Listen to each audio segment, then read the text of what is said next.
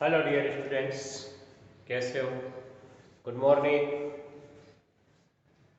अपन राज्यपाल पढ़ रहे थे।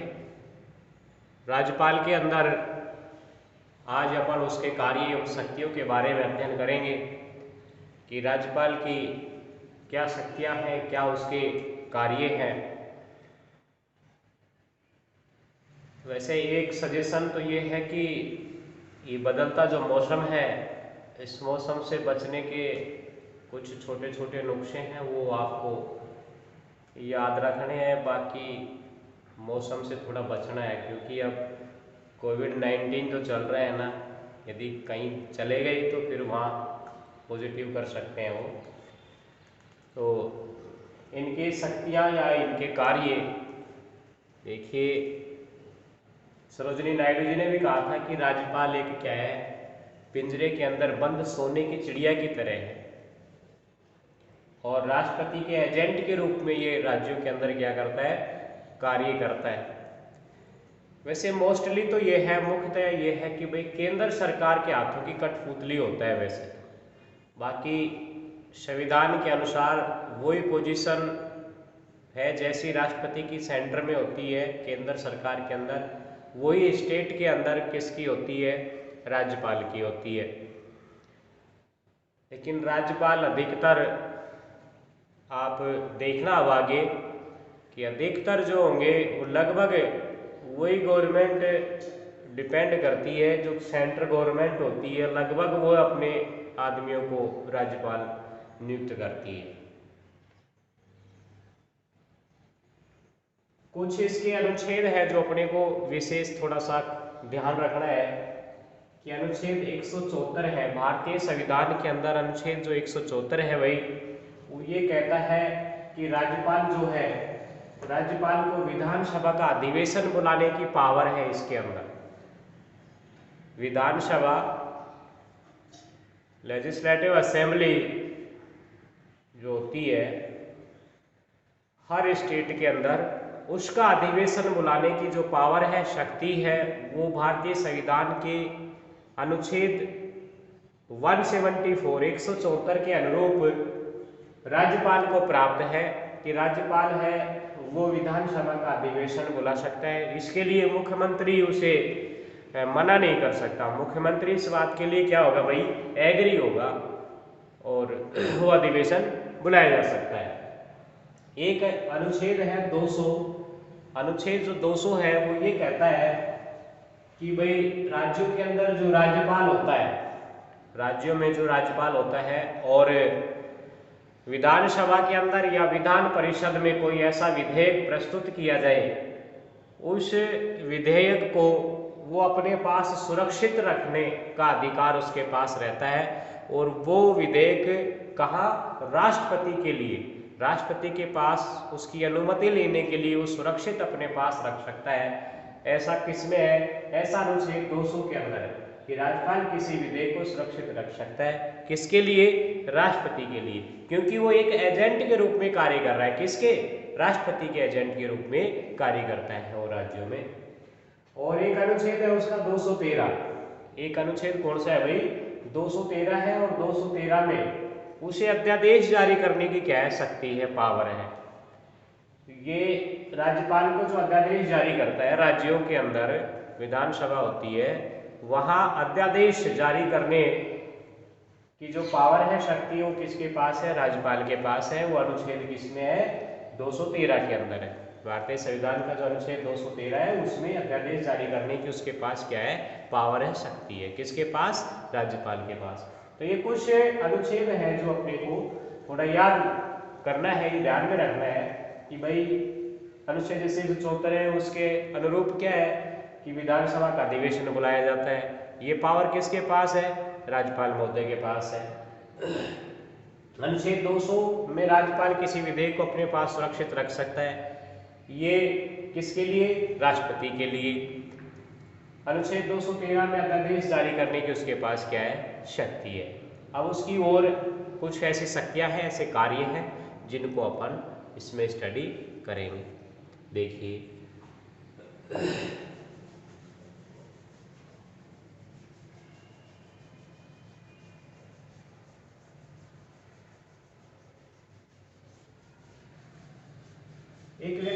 परिभाषा है भाई वो अपन लिखेंगे, और उस व्यक्ति का नाम है दुर्गादास बसु। क्या नाम है? दुर्गादास बसु। दुर्गादास बसु के अनुसार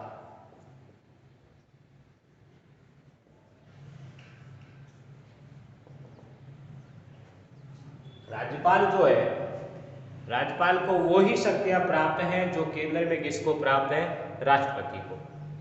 दुर्गादास बसु जी ये कहते हैं कि राज्यपाल के पास में वही शक्तियां हैं जो किसके पास है? राष्ट्रपति के पास है, लेकिन किसको छोड़ करके? कूटनीतिक, सैनिक और संकटकालीन जो शक्तियां हैं इनको छोड़ करके।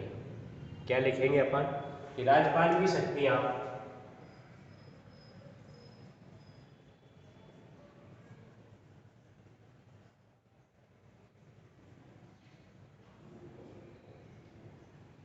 राज्यपाल की शक्तियां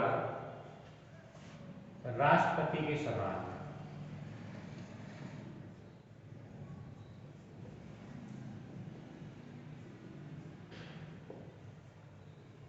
राज्यपाल की जो शक्तियां हैं वो राष्ट्रपति के समान है।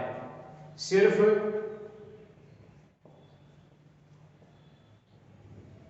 कूटनीतिक, सैनिक तथा संकटकालीन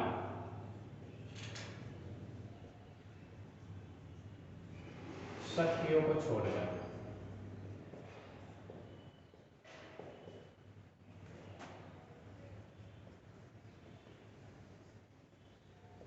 इन्वर्टेड कोमा बंद। दुर्गादास बसु के अनुसार वो कहते हैं, क्या कहते हैं कि भाई राज्यपाल की शक्तियां राष्ट्रपति के समान। राज्यपाल की जो शक्तियां है वो किसके समान है? राष्ट्रपति के समान ही है, लेकिन सिर्फ किसको? कूटनीतिक, सैनिक तथा संकटकालीन जो शक्तियां हैं उनको छोड़ करके। ये अपने देखा था कि राष्ट्रपति की जो संकटकालीन शक्तियां हैं मुख्य तीन कौन कौन सी देखी थी अपन ने? अनुच्छेद 352, 356 और 360। तो उनको छोड़ करके बाकी राज्यपाल के पास सारी क्या है? शक्तियां हैं। अब सबसे पहले इसकी जो शक्ति आएगी अपन उसमें लिखेंगे विधायी शक्तियां।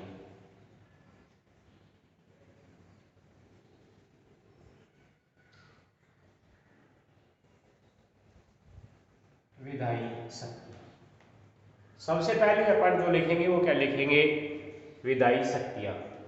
विधायी शक्तियों के अंदर क्या होता है भाई कि व्यवस्थापिका का जो अधिवेशन है उसको बुलाना।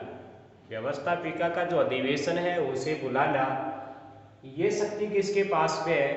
राज्यपाल महोदय जी के पास में है।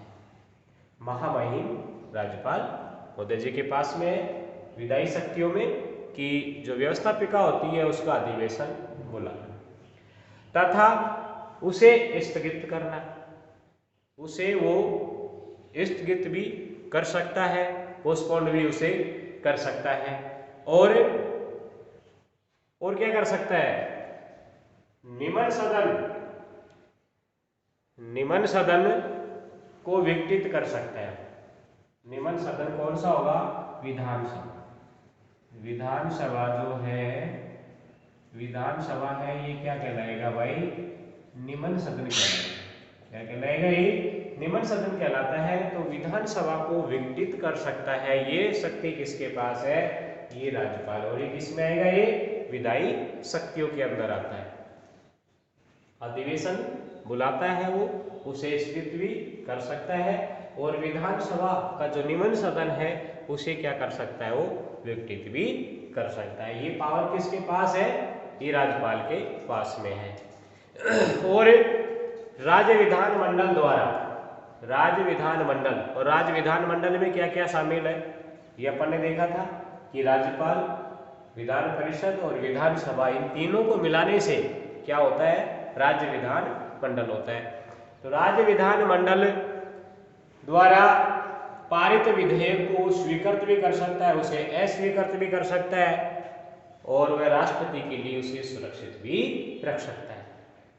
राज्य विधान मंडल द्वारा कोई विधेयक पारित किया जाए तो उस विधेयक को सुरक्षित रख सकता है वो किसके लिए, राष्ट्रपति के लिए।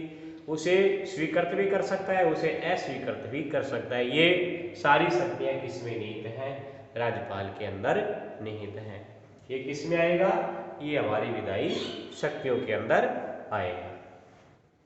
आप देखिए वो राष्ट्रपति के लिए जैसे सुरक्षित रख सकता है, इसके लिए उदाहरण देख सकते हैं कि भाई वे विधेयक जो संपत्ति के अनिवार्य रूप से, वे विधेयक जो संपत्ति के अनिवार्य रूप से हस्तगत करने या उच्च न्यायालय की शक्ति में कमी से संबंधित हो,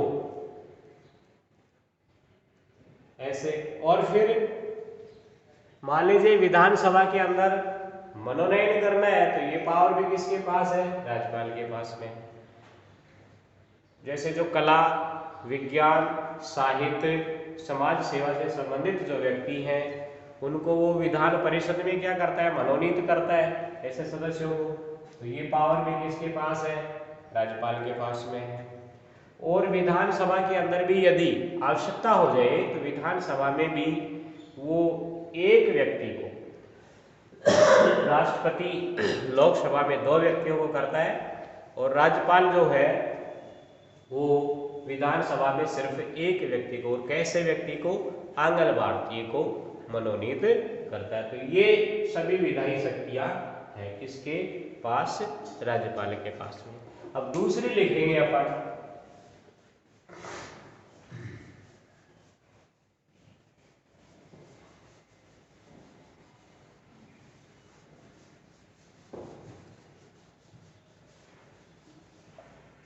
कार्यपालिका शक्ति।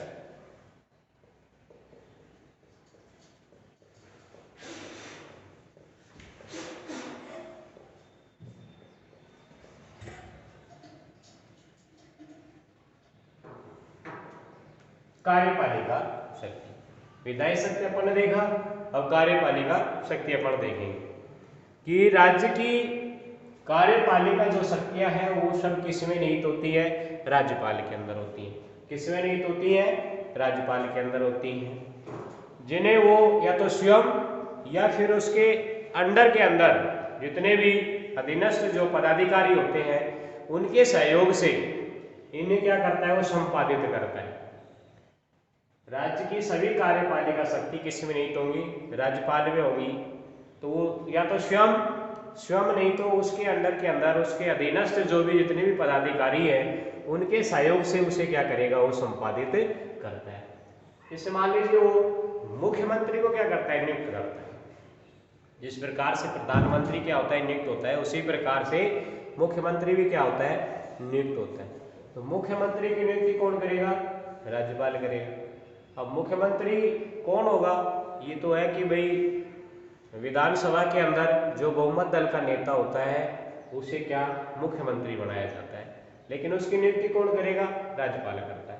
फिर अन्य मंत्रियों की नियुक्ति भी कौन करता है, राज्यपाल, लेकिन किसकी सलाह से, मुख्यमंत्री की सलाह से। मुख्यमंत्री की सलाह से अन्य मंत्रियों की भी क्या करेगा, वो नियुक्ति करेगा। मुख्यमंत्री की भी करता है उसकी। उसके अलावा और देखिए जैसे आरपीएससी है अपनी, राज्य लोक सेवा आयोग है, उसके अध्यक्ष और सदस्यों की भी क्या करेगा, वो नियुक्ति करता है। राज्य का जो महाधिवक्ता है उसकी भी क्या करेगा, नियुक्ति करेगा। तो ये सब किस में आता है, उसकी कार्यपालिका शक्ति से संबंधित है। ये कार्यपालिका जो शक्तियां है उसकी मुख्यमंत्री की नियुक्ति है, अन्य मंत्रियों की नियुक्ति है, राज्य अधिवक्ता है, आरपीएससी के जो प्रेसिडेंट अध्यक्ष हैं और उसके जो मेंबर्स हैं, सदस्य हैं, उन सब की नियुक्ति कौन करता है, राज्यपाल। वैसे जैसे उच्च न्यायालय के अंदर भी जो न्यायाधीश नियुक्त किए जाते हैं, वैसे तो पावर किसके पास है, राष्ट्रपति के पास में, लेकिन वो राष्ट्रपति क्या है, राज्यों से जैसे सलाह लेगा ना तो राज्यपाल से पूछेगा, राज्यपाल फिर नाम प्रपोज वगैरह करते हैं। वैसे एक उनकी कमेटी भी गठित होती है वहाँ, जैसे अपना जो सुप्रीम कोर्ट है उसका जो चीफ जस्टिस होगा वो और अन्य 4-5 आदमियों की कमेटी गठित होती है जो नाम उसमें क्या प्रपोजल किए जाते हैं। तो कार्यपालिका शक्ति हो गई है उसकी। अब देखिए इसके अलावा वित्तीय शक्तियां,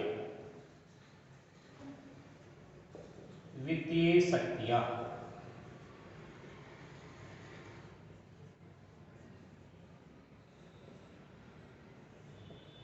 वित्तीय शक्तियां। राज्यपाल महोदय को वित्तीय शक्तियां भी क्या है, प्राप्त है। धन विधेयक जो है ना विधानसभा के अंदर, धन विधेयक विधानसभा में जो भी है वो राज्यपाल की अनुमति के बगैर प्रस्तुत नहीं किया जाता है, राज्यपाल की अनुमति से वो प्रस्तुत किया जाएगा। वैसे विधान परिषद जो है उसके पास धन विधेयक जाएगा, लेकिन उसके पास एक पावर है कि वो उसे अधिकतम कितने दिवस तक, 14 दिवस तक अपने पास रोक सकती है, लेकिन उसके बाद फिर वो पास हो जाता है। इसके अलावा उसके पास और विधान परिषद के पास उसे रोकने की कोई पावर नहीं है। तो धन विधेयक मुख्यतः जो है वो राज्यपाल की अनुमति से और मोस्टली विधानसभा के अंदर ही क्या होता है, पारित होता है। और वो धन विधेयक है या नहीं है इसका तो पता विधानसभा जो अध्यक्ष होता है वो बताता है कि भाई ये धन विधेयक वित्त विधेयक है या नहीं है। व्यवस्थापिका के समक्ष, व्यवस्थापिका के समक्ष प्रतिवर्ष बजट प्रस्तुत करवाता है।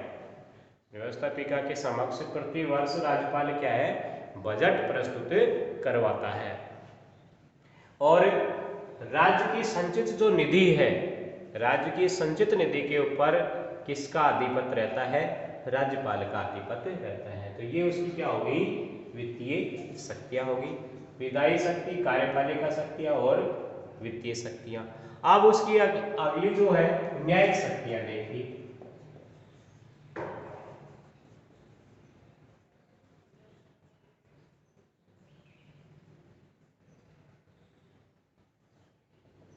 न्यायिक शक्तियां, और न्यायिक शक्तियों के अंदर एक अनुच्छेद है वो अपने को ध्यान रखना है, अनुच्छेद 161 है। अनुच्छेद 161 है, ये अपने को विशेष ध्यान रखना पड़ेगा न्यायिक शक्तियों के अंदर।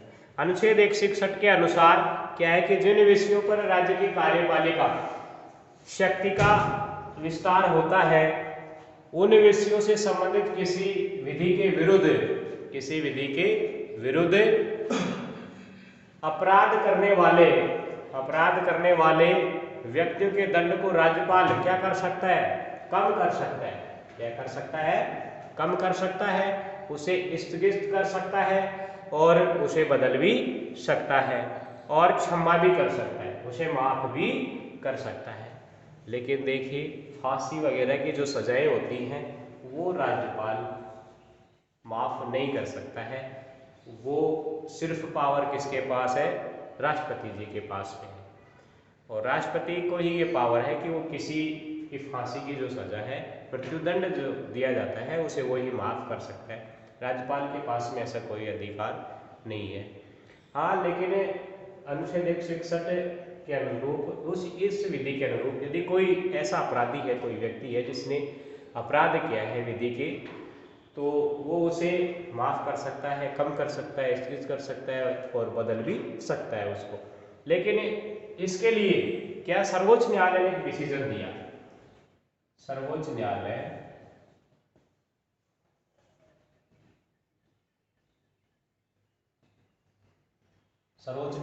अपना जो सुप्रीम कोर्ट है कहाँ पर, दिल्ली के अंदर, उसने सर्वोच्च न्यायालय ने 2006 के अंदर, कब, 2006 में एक निर्णय दिया। सर्वोच्च न्यायालय ने 2006 में एक निर्णय दिया।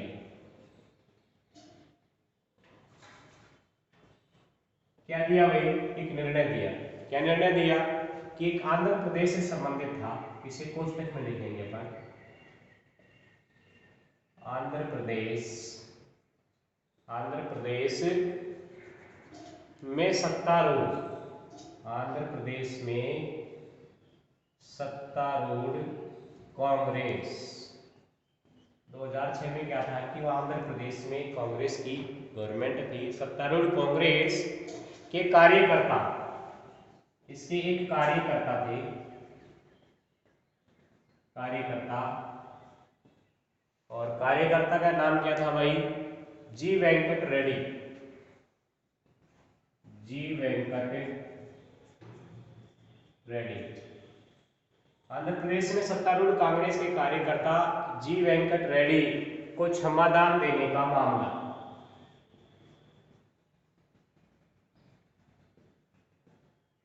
को क्षमादान देने का मामला, एक ये मामला था, ये केस था एक कि आंध्र प्रदेश में सत्तारूढ़ कांग्रेस के कार्यकर्ता थे जी वेंकट रेड्डी, इसको क्षमादान दे दिया किसने, राज्यपाल ने। तो ये एक मैटर था। तो उस मैटर के अंदर, उस मामले में हमारे सुप्रीम कोर्ट ने एक डिसीजन दिया, एक निर्णय लिया 2006 के अंदर। क्या दिया, एक निर्णय दिया कि भाई राज्यपाल द्वारा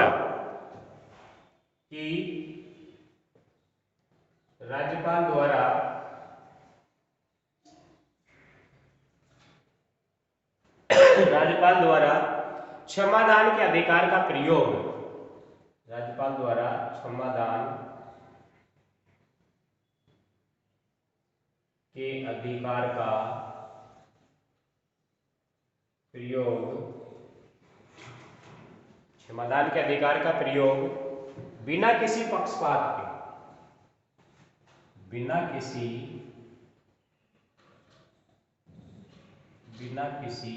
पक्षपात के, बिना किसी पक्षपात के किया जाए।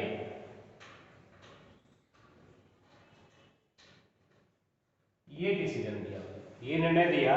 क्या दिया कि राज्यपाल के द्वारा जो क्षमादान का जो अधिकार जो प्राप्त है इनको, उस क्षमादान के अधिकार का जो प्रयोग है वो बिगैर किसी पक्षपात के करे। मतलब किसी का वो पक्ष नहीं ले सकता, निष्पक्ष होना चाहिए, कोई पक्ष या विपक्ष नहीं होना चाहिए, उसमें निष्पक्ष होना चाहिए। ये सर्वोच्च न्यायालय ने क्या दिया है, डिसीजन दिया। तो ये अनुच्छेद 161 के अंतर्गत है। तो ये उसकी कुछ क्या है, शक्तियाँ थी, ये उसके कुछ कार्य थे, और शायद ये अपने को समझ में आया होगा। बाकी इसको और थोड़ा सा आप देखना, आ जाएगा समझ में, ऐसी कोई बात नहीं है। बाकी का अब अपन इसके बाद में अपना मुख्यमंत्री चलेगा, वो नेक्स्ट डे।